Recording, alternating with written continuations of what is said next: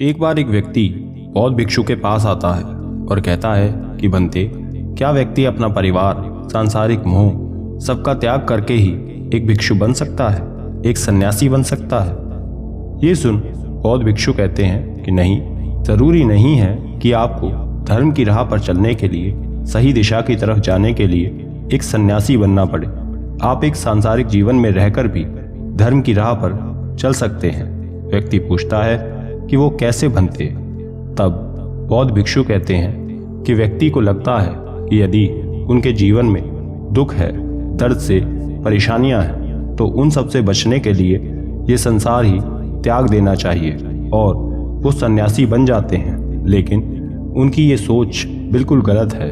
इन सब का उसे सामना करना चाहिए, जीवन की सत्यता को स्वीकार करके। इसी विषय में एक कहानी है, ध्यान से सुनो। एक बार की बात है, एक जंगल के पास एक सन्यासी रहा करता था। वो प्रतिदिन गांव-गांव घूमा करता और लोगों को ज्ञान देता, साथ ही भिक्षाटन किया करता। गांव और जंगल के बीच एक नदी बहा करती थी, जिसे पार करने के लिए सभी नाव के सहारे आते और जाते थे। वो सन्यासी भी प्रतिदिन उस नाव में बैठकर गांव की तरफ जाता। वो नाविक भी स्वभाव का बहुत ही कुशल और विनम्र था। वो जानता था कि सन्यासी प्रतिदिन उसकी नाव से जंगल के इस पार आता जाता है और वो एक सन्यासी है। उसके पास धन का कोई स्रोत नहीं है, इसलिए वो कभी सन्यासी से पैसे नहीं मांगता था। इधर सन्यासी सभी को नाव में रोज ज्ञान की बातें बताया करता था। सभी सन्यासी की ज्ञान भरी बातें बड़े ध्यान से सुनते थे। नाविक भी बड़ी रुचि के साथ सन्यासी की बातें सुना करता था। दोनों के बीच प्रतिदिन आने जाने की वजह से बहुत ही घनिष्ठ संबंध हो गया था। एक दिन नाविक की नाव में कोई भी सवारी नहीं थी। सन्यासी नाव में आकर बैठ जाता है।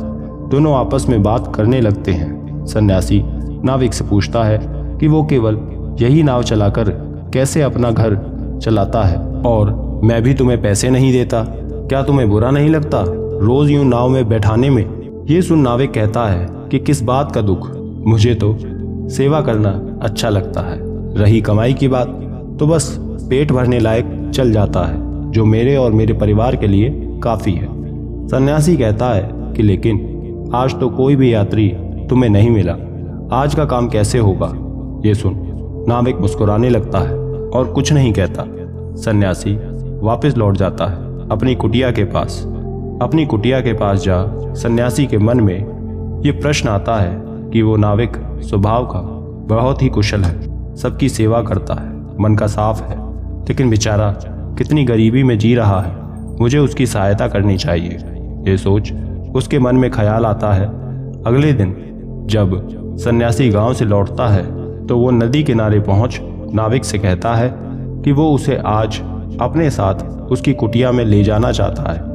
वो उसके साथ चले, क्योंकि नाविक और सन्यासी में एक मधुर संबंध बन गया था।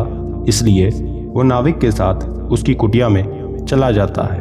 कुटिया के पास पहुंच दोनों भीतर जाते हैं। तब सन्यासी अपने पास से एक धन की पोटली लेकर आता है और नाविक को देता है और कहता है कि ये लो, इसे रख लो, ये तुम्हारे काम आएगा।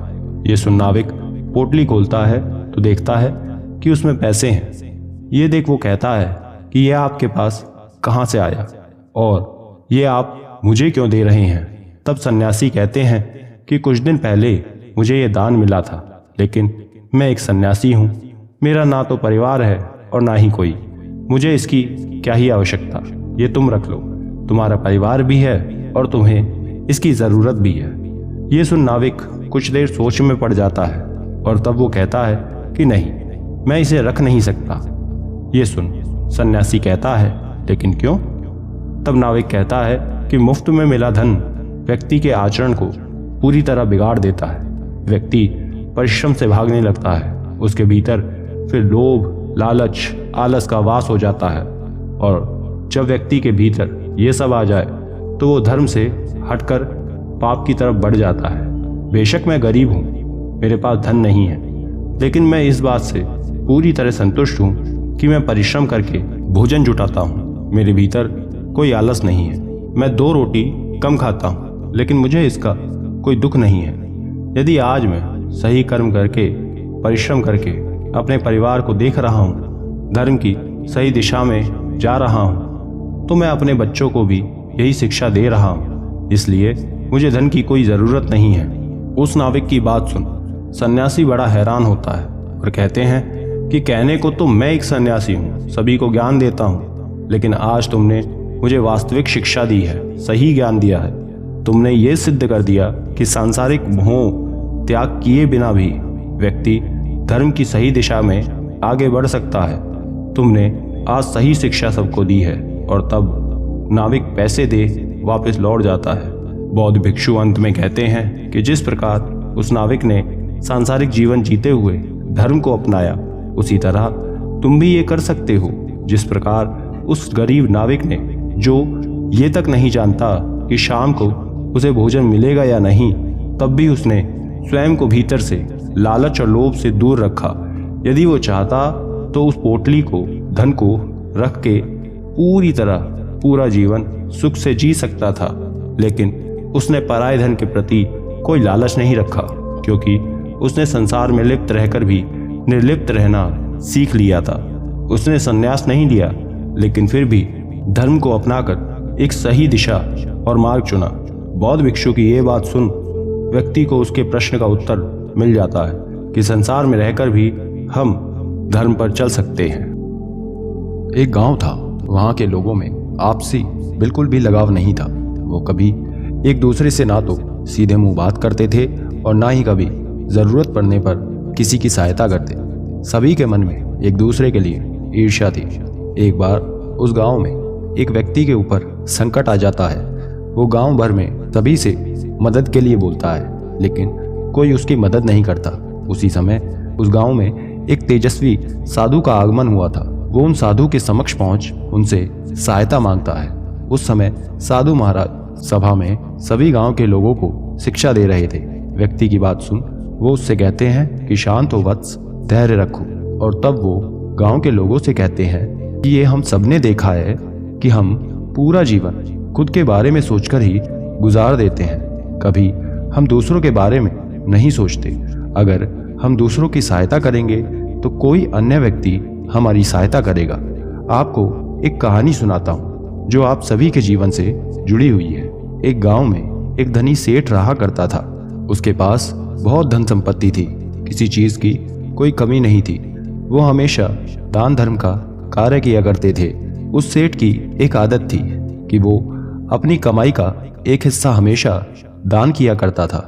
वो कभी गरीबों को भोजन करवाता तो कभी उन्हें वस्त्र दान किया करता। उसने पूरा जीवन यही किया। जब वो सेठ वृद्ध होता और अपने अंतिम समय में आता, तब भी वो मृत्यु से पहले दान करके मरता है, क्योंकि सेठ ने पूरा जीवन धर्म कर्म का काम किया था, लोगों की सेवा की थी। इसलिए जब उसको यमराज के दूत लेने आते हैं, तब वो उनसे कहते हैं कि आपने पूरा जीवन धर्म का काम किया, सेवा की, इसलिए हम आपको स्वर्ग ले जाएंगे। ये सुन सेठ सोचता है कि स्वर्ग तो मैं जा ही रहा हूँ, क्यों ना साथ ही नरक के दर्शन भी कर लूँ। ये सोच सेठ कहता है कि मैं स्वर्ग जाने से पहले नरक के दर्शन करना चाहता हूँ। आप एक बार मुझे मेरी की गई सेवा के बदले ये अनुमति दें। यम के दूत हामी भर देते हैं और सेठ को नरक की तरफ ले जाते हैं। नरक के पास पहुंच जैसे ही उसके द्वार खुलते हैं, सेठ भीतर प्रवेश करता है। वो भीतर जाकर देखता है कि वहां लाइन से सभी भोजन करने बैठे हुए हैं। सभी के आगे भोजन परोसा हुआ है, लेकिन सबसे विचित्र बात यह है कि कोई भी भोजन कर नहीं पा रहा था। उन लोगों के हाथ की कोनी कुछ इस तरह बनी हुई थी कि उनके हाथ मुड़ नहीं पाते हैं, जिस कारण उनका हाथ भोजन करने के लिए उठाने में दिक्कत होती है। ये देख सेठ को बहुत दुख होता है कि ये कितने बेसहारा हैं जो स्वयं को भोजन तक नहीं खिला पा रहे। ये देख सेठ यम के दूतों से कहता है कि आपको उनकी सहायता के लिए कुछ करना चाहिए, अन्यथा वो तो ऐसे भूखे ही रह जाएंगे। ये सुन वो कहते हैं कि नहीं, ये यहाँ के नियम के विरुद्ध है, हम किसी की सहायता नहीं कर सकते।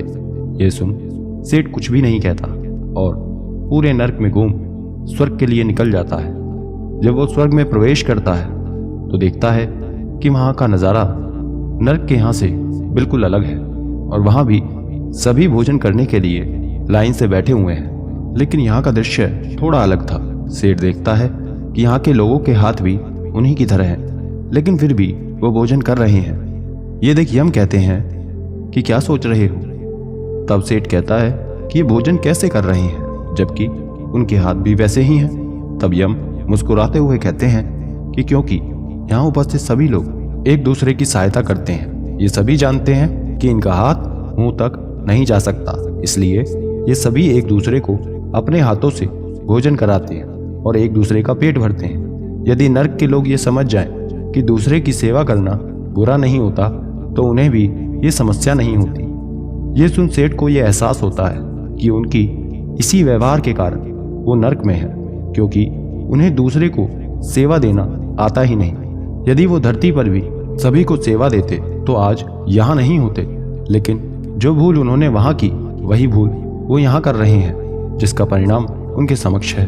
ये देख सेठ स्वर्ग में रह जाता है।